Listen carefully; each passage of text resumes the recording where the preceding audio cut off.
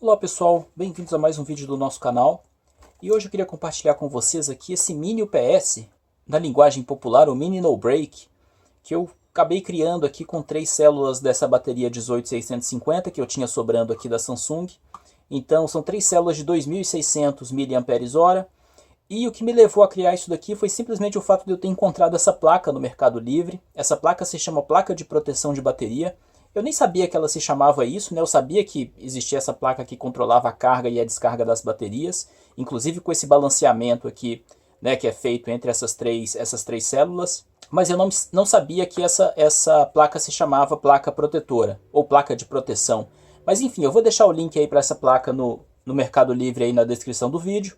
Existem placas para uma célula, 2 células, 3 células, 4 células, enfim, existem placas para diversas configurações aí, diversos arranjos de células.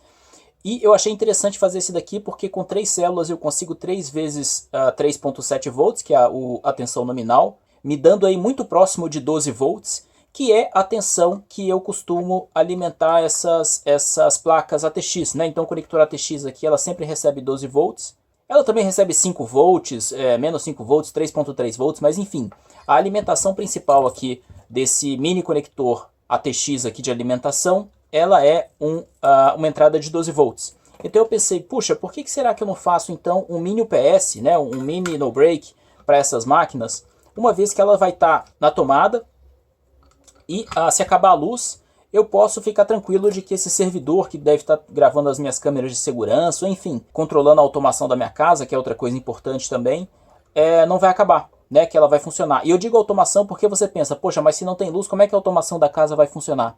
Tem muita coisa que funciona com base em bateria, por exemplo, a entrada, né? Ou a tranca da entrada, a fechadura, ela funciona na base da bateria, então você digita o código lá e a pilha, né, a bateria da fechadura lá, ela abre ou fecha a porta e reporta esse status de volta para o Home Assistant, para a solução de automação residencial que você tem na sua casa. Então isso acaba sendo importante, né? Se acabar a luz na sua casa, você não perde esse login de quem entrou e quem saiu da sua casa ali pela fechadura eletrônica. É claro que é um caso extremo, é um caso bobo que eu estou expondo aqui, mas se é, por exemplo, um servidor de câmera de segurança, e essas câmeras estão conectadas no PoE, também conectadas na bateria, que é o caso da minha casa nova que eu estou construindo, eu estou conectando tudo num arranjo de baterias, então mesmo que acabe a luz da rua, da casa, essas câmeras e o gravador, o NVR, não vão sofrer com falta de energia. E esse poderia muito bem ser o caso de mais uma máquina aqui que eu quisesse deixar ligada. Mas enfim, eu fiz na verdade porque era legal, né? Eu achei que seria um caso de uso interessante. E acabou que o resultado foi muito bom, e por isso eu achei importante compartilhar essa ideia aqui com vocês, de fazer esse mini UPS. E eu acabei comprando esses conectores também na AliExpress, então chegaram aqui esses conectores, que é aquele P4, né? E as medidas que eu tenho aqui, exterior e interior, é 5.5 mm por 2.5 mm, então é aquele com a pinagem mais grossa para passar uma corrente maior. E também eu comprei esse porque é compatível aqui com a pinagem da entrada aqui na máquina. Então o que eu posso fazer é alimentar essa máquina aqui com esses 12 volts que já existem na bateria. Eu posso ligar ou não esse cabo no PSU, né, no alimentador. Então eu posso ter esse cara aqui ou não ligado nesse alimentador aqui. Eu posso até ligar ele aqui para o efeito demonstração. E depois que eu fiz tudo isso aqui funcionar, eu decidi fazer os cálculos para ver quanto que deveria e quanto é de fato. Eu também testei para saber quanto é de fato a autonomia dessa bateria alimentando esse tipo de máquina. E eu fiz isso com base nesse kilowatt aqui, deixa eu ver se dá para ver aí no vídeo. Ok, então vocês estão vendo aí, eu estou consumindo nesse momento, sem nada ligado, 4 watts, né? Então, se eu remover aqui esse conector, eu continuo com os 4 watts, na verdade eu diminuo aqui para 3 watts, então eu tenho 3 watts de consumo só de deixar esse PSU ligado aqui na tomada. Então, só de ligar esse cara na tomada, vocês vão ver, desligado.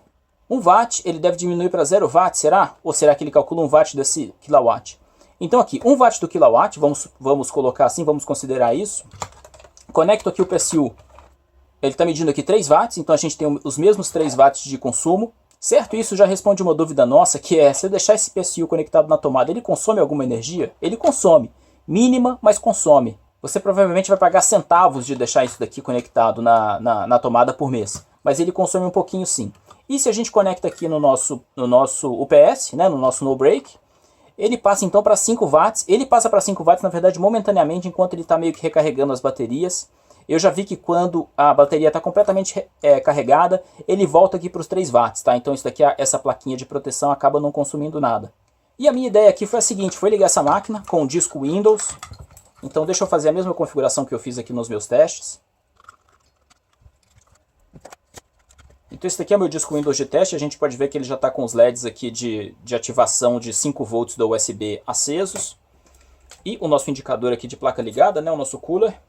Posso deixar inclusive aqui em cima do processador mesmo, fica mais fácil de visualizar. E ligando a máquina aqui pelos pinos do painel frontal. Nós passamos aqui então para um consumo de 15 watts, 16.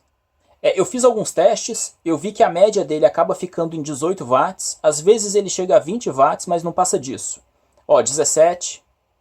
Então conforme ele dá para ver que ele está iniciando o Windows, porque ele está lendo aqui o disco, o LED azul está piscando. 18, 16, 17. Então ele fica aí meio que flutuando por essa faixa aí de 16 a 20 watts. E com base nesse consumo, a gente consegue calcular então qual é a autonomia desse pack de bateria. E esse cálculo é relativamente simples. Eu provavelmente vou projetar isso daí na tela num formato melhor para mostrar para vocês. Mas eu vou fazer aqui na mão. Vamos considerar então 18 watts. Atualmente a gente está em 16, mas vamos considerar 18. Então vamos colocar aqui 18 watts. É o nosso consumo. Durante 1 hora, eu posso dizer que o consumo dessa placa então é de 18 watts hora. Então vamos considerar, se ela ficar ligada 1 hora consumindo aqui esses 18 watts, nós teremos aí 18 watts hora. Quantos watts hora a gente tem nesse banco de baterias? Então a gente tem aí 2.6 amperes, que é 2.600 miliamperes. Então a gente tem 2.6A. E aqui eu estou considerando 2.6 porque elas estão ligadas em série, né? Se elas estivessem em paralelo, na verdade a gente multiplicaria isso daqui por 3, porque são 3 células. Mas como elas estão em série, a gente tem 2.6A amperes vezes 12 volts. E também não são 12 volts exatos aqui, mas vamos considerar aí por volta de 3.7 volts vezes 3, que vai nos dar 3 vezes 7, 21, 3 vezes 3, 9, 2, 11.1 volts. Né? Mas vamos considerar aqui 12 para simplificar a nossa vida, porque a gente também já está considerando uma potência maior aqui em watts do consumo da placa. Então vamos considerar aqui uma pequena tensão maior dessas baterias, que vai nos dar aí por volta de, e vamos simplificar aqui também, ao invés de considerar 2.6 amperes, vamos considerar por volta de 2.5 amperes, então vamos colocar o símbolo de por volta de aqui. 2.5 por 12, 12 vezes 2, 24, mais 0.5 vezes 12, 6, 24 mais 6, 30 watts. E aqui a gente está falando de amperes hora, na verdade, 2.6 amperes hora, então 20 watts hora. Aqui ficou fácil então, eu simplesmente pego 30 watts hora, e divido por 18 watts hora, que vai nos dar aí por volta, quase 2, né? Vai nos dar 1 hora e 40 minutos quase. Deixa eu fazer na calculadora rapidinho aqui para ter esse número mais exato. 1.66 horas. Mas 1.66 horas não quer dizer muita coisa, né? Não ajuda. Vamos fazer então, vamos multiplicar isso daqui por 60 e conseguir a quantidade de minutos. Vezes 60, 100 minutos arredondados, então 100 minutos. Então 100 minutos é a autonomia desse banco de bateria com 3 células 18650 para alimentar essa máquina. E eu pensei quando eu fiz esse cálculo da primeira vez que eu estava imaginando, configurando isso daqui na minha cabeça. Cara, são quase 2 horas de autonomia com essas 3 células, não é possível. Eu vou ter que tirar a prova. E eu deixei essa máquina aqui rodando, eu vou colocar aí para vocês o time-lapse desse teste. Ela ficou, se não me engano, ela ficou 1 hora e 34 minutos. Bem, ela ficou muito próximo de 1 hora e 40 minutos, que são exatamente 100 minutos.